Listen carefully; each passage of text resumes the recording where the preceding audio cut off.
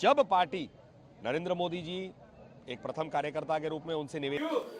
तो बिल्कुल आप इन तस्वीरों में आपने देखा कि यहाँ पर किस तरीके से भारतीय जनता पार्टी के जो तमाम नेता हैं, हम बात कर रहे थे दिल्ली के विधानसभा चुनाव की। एक बार फटाफट अपने दर्शकों को थोड़ा डेटा बताते हैं, फिर वापस से मिल्कीपुर चुनाव की तरफ भी चलेंगे कि आखिर क्या वहां पर हो रहा है और कितने वोटों से जो वहां पर चंद्रभानु पासवान है वो आगे हैं। लेकिन अगर आपके भी कोई सवाल है, मैं कमेंट बॉक्स में बताइए, आप किस विधानसभा सीट के बारे में, किस प्रत्याशी के बारे में जानना चाहते हैं। हम आपको तुरंत जो इलेक्शन कमीशन का डेटा है वहां पर क्या कुछ चल रहा है वो हम आपको अपडेट देंगे। आप हमें कमेंट बॉक्स में ये जो लाइव आप देख रहे हैं अपने अपने फोन्स में, उसके जरिए आप हमें कमेंट के जरिए बता सकते हैं। लेकिन हम अगर बात करें खास तौर पर भारतीय जनता पार्टी की उन तमाम सीटों की, देखिए आंकड़ा जो है 40 और 30 पर है अभी।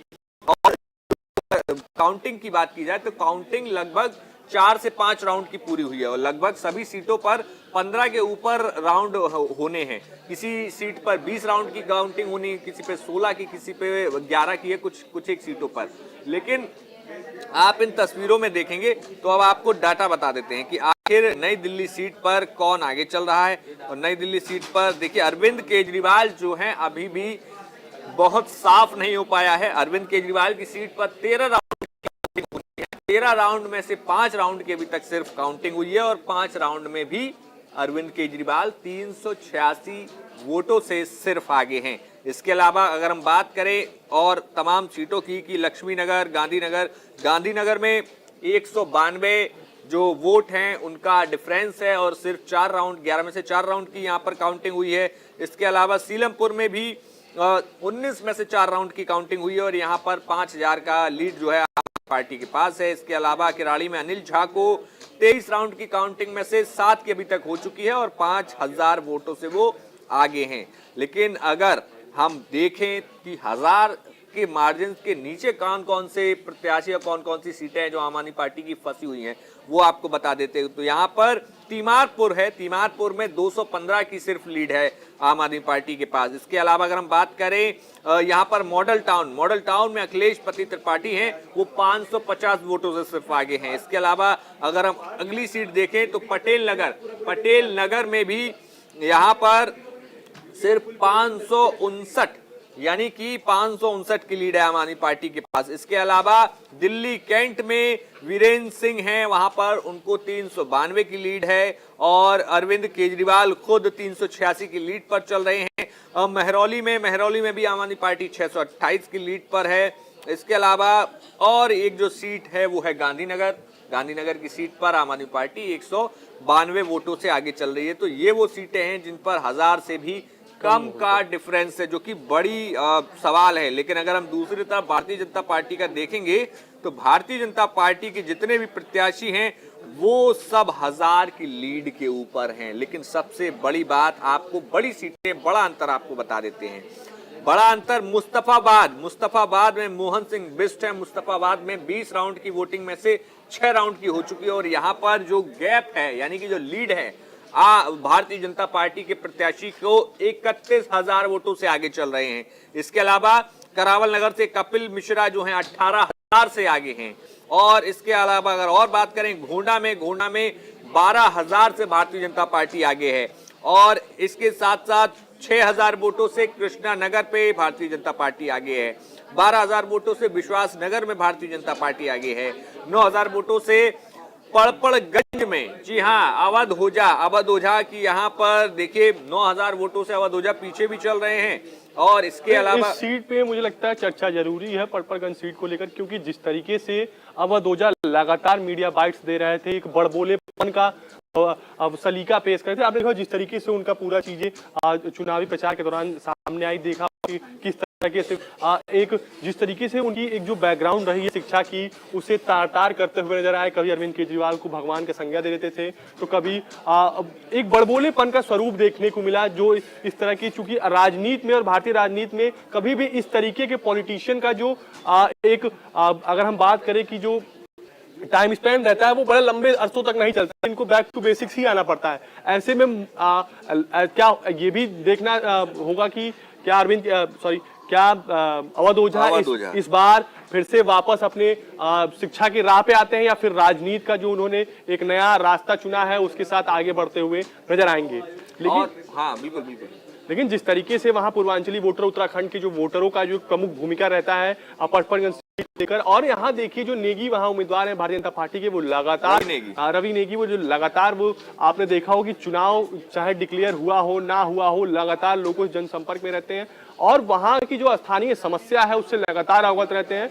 हालांकि जो वहां के स्थानीय कैडर था वो आरोप भी लगा रहा था कि जो अवध ओझा है ये पैरासूट प्रत्याशी थे, इनको ऐसे उतार दिया गया क्योंकि जो मनीष सिसोदिया थे वो पिछला चुनाव बहुत कम मार्जिन से जीते थे। ऐसे में एक जो यूएसपी होनी चाहिए कि क्या मनीष सिसोदिया जो काम किया था उस काम को, उस लेगेसी को आगे बढ़ाने का जो मौका आम आदमी पार्टी ने अवध ओझा को दिया था वो किसी हद तक नहीं नजर आ रहा है कि अवध ओझा आते हुए नजर आ के दौरान आपने देखा होगा जब वो पॉस एरिया के सोसाइटीज में जाते थे तो लोग उनसे साफ सफाई की बात करते थे। और आपने देखा हो कि आम आदमी पार्टी के मैनिफेस्टो में जब वो चाहे 2013 का मैनिफेस्टो रहा है, चाहे 15 का मैनिफेस्टो रहा हो, चाहे वो 20 का मैनिफेस्टो रहा, साफ सफाई का जो मुद्दा था वो प्रमुख तौर पे आम आदमी पार्टी ने मैनिफेस्टो में लिखा था। ऐसे में आज जब पिछले दिनों जब प्रचार प्रसार के लिए जा रहे थे अवध ओझा तो उनसे लगातार लोग सवाल पूछ रहे थे। ऐसे में ये देखिए कि कहीं ना कहीं ये देखना होगा कि अवध ओझा का जो परसेप्शन एक बनाने का प्रयास आम आदमी पार्टी ने किया था कि हम शिक्षा के क्षेत्र में एक नई क्रांति लाना चाहते हैं।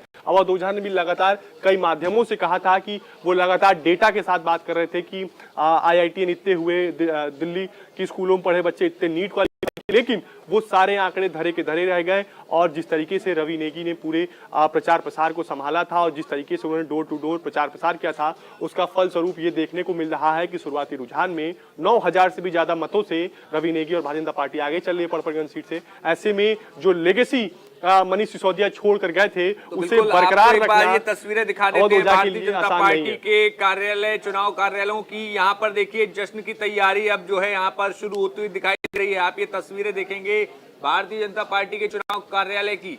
यहाँ देखिए आपको बताएं कि सबसे बड़ी बात यही थी कि क्या भारतीय जनता पार्टी जो एग्जिट पोल के आंकड़े आ रहे हैं, क्या भारतीय जनता पार्टी उसको वापस से ले पाएगी? क्या भारतीय जनता पार्टी वही प्रदर्शन करेगी जो एग्जिट पोल बता रहे हैं? क्योंकि एग्जिट पोल को लेकर तमाम सवाल खड़े हो गए।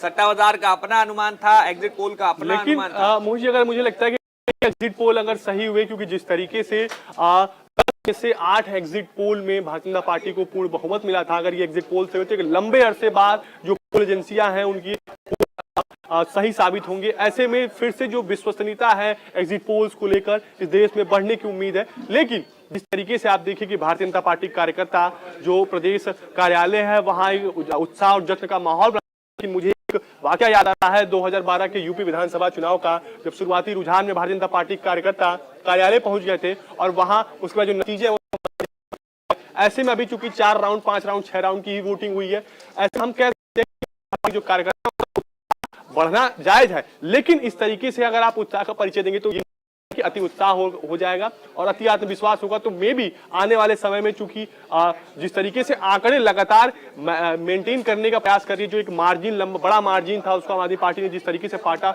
19 से 29 कवर किया, तो उससे आप देख सकते हैं कि आने वाले वक्त में हो सकता है कि 12 बजे 1 बजे के बाद जो ये आंकड़े हैं, जो ये रुझान है परिणामों में तब्दील हो। लेकिन जिस तरीके से अभी जिस तरीके से पहले ही भारतीय जनता पार्टी कार्यकर्ता जश्न का एक उत्साह उमंग देखने को मिल रहा है, मुझे लगता है थोड़ी जल्दबाजी होगी। हाँ बिल्कुल, यहाँ पर आप तस्वीरें देखेंगे, यहाँ हम लगातार आपको अपडेट दे रहे हैं। और बड़ी बात ये भी है कि आम आदमी पार्टी की सीटों की टैली जो है अब लगभग 30 पर आकर रुक गई है और 30 से अब ये 29 की तरफ जा रही है। तो भारतीय जनता पार्टी के लिए जो 3 दशक दिल्ली में एक जो सूखा था कि केंद्र में भारतीय जनता पार्टी लगातार जीत रही थी, लेकिन आप देखेंगे 14 का चुनाव हो, चाहे 19 का चुनाव हो, चाहे 24 का चुनाव हो, भारतीय जनता पार्टी ने दिल्ली में अच्छी खासी सीटें निकाली, लेकिन अब विधानसभा में बिल्कुल पासा उल्टा हो जाता था। 14 लोकसभा, 19 का लोकसभा और 24 लोकसभा, देखिए तीनों चुनाव में भारतीय जनता पार्टी ने 7-0 से क्लीन स्वीप करा था। लेकिन विधानसभा के चुनाव आते ही भारतीय जनता पार्टी के जो यहाँ का स्थानीय कैडर है, चाहे वो जो है वो भारतीय जनता पार्टी पे न विश्वास जताते हुए आम आदमी पार्टी के मैनिफेस्टो पे, उनके कार्यों पे, क्योंकि इस चुनाव से पहले भारतीय जनता पार्टी जो इस बार पूरा एक गढ़ने का प्रयास की थी, वो नैरेटिव गढ़ने में कामयाब नहीं रही। और आपने देखा जिस तरीके से इस बार आम आदमी पार्टी के जो लगातार शीर्ष स्तर के नेता हैं उनके ऊपर जिस तरीके के आरोप लगे, उससे भी कहीं ना कहीं जो यूएसपी थी, चाहे वो आम आदमी पार्टी की हो चाहे वो उनके नेता की हो, वो कहीं ना कहीं लोगों में कम हुई। ऐसे में आप देखिए कि देखना ये भी दिलचस्प होगा कि क्या इस बार जो आंकड़े हैं वो परिणामों में तब्दील होंगे। तो क्या इस बार 27 साल का एक जो वनवास है, लंबा वनवास है, भारतीय जनता पार्टी उसे खत्म कर दिल्ली में बीजेपी का कमल या नहीं, ये आने वाले समय में अभी जो रुझान आ रहे हैं वो आंकड़ों में जब परिणामों में तब्दील होंगे तो ये देखना बड़ा दिलचस्प होगा।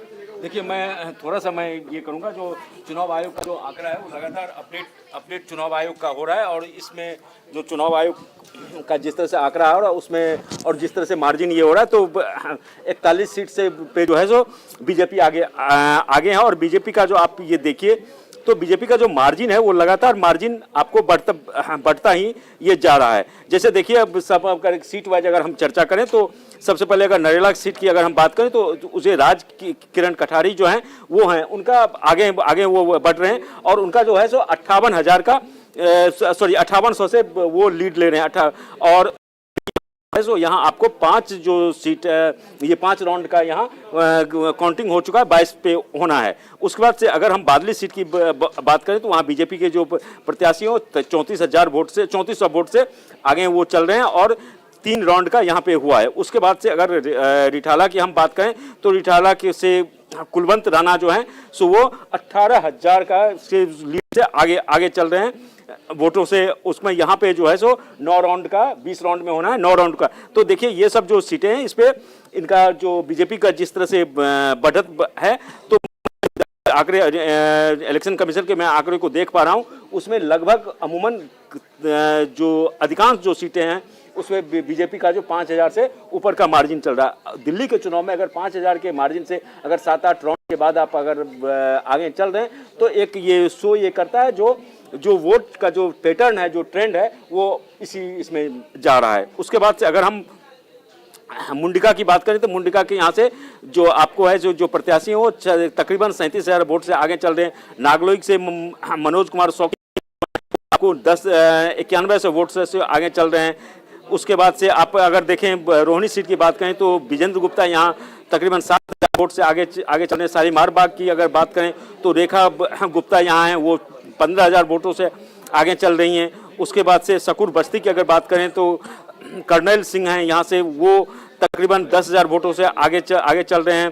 त्रिनगर की बात करें यहाँ तो तिलक राम गुप्ता जो हैं सो वो 7200 वोट से आगे चल रहे हैं। मोती नगर की अगर बात हम करें तो हरीश खुराना जो हैं वो 43,000 वोट से आगे चल रहे हैं। अभी यहाँ 13 राउंड का टोटल काउंटिंग है, उसमें 3 राउंड का यहाँ हो चुका है। उसके बाद से मादीपुर से अगर हम बात करें तो कैलाश जनरल गंगवाल हैं, वो आपको 5400 वोट से आगे चल रहे हैं। रजौरी गार्डन की अगर हम बात करें तो मंजीत सिंह सिरसा हैं, वो यहाँ से 5700 वोट से आगे चल रहे हैं। हरिनगर की बात अगर हम करें तो श्याम शर्मा यहाँ हैं, यहाँ वो 7500 वोट से आगे चल रहे हैं। वो 4 राउंड की यहाँ वोटिंग काउंटिंग हो चुकी है। उसके बाद से जनकपुरी का अगर हम बात करें तो जहाँ आशीष सूद हैं वो तकरीबन 10,000 वोट से आगे चल रहे हैं। 3 राउंड की यहाँ वोटिंग हो चुकी है। उसके बाद से विकासपुरी की अगर बात करें तो यहाँ पंकज कुमार सिंह जो हैं वो तकरीबन 4300 वोट से वोटों से आगे चल रहे हैं। यहाँ 29 में से 3 राउंड में यहाँ वोटिंग हो चुकी है। उसके बाद अगर हम बात करें उत्तम नगर से पवन शर्मा हैं, पवन शर्मा 4800 वोट से आगे चल रहे हैं। यहाँ पे 4 राउंड की वोटिंग हो चुकी है।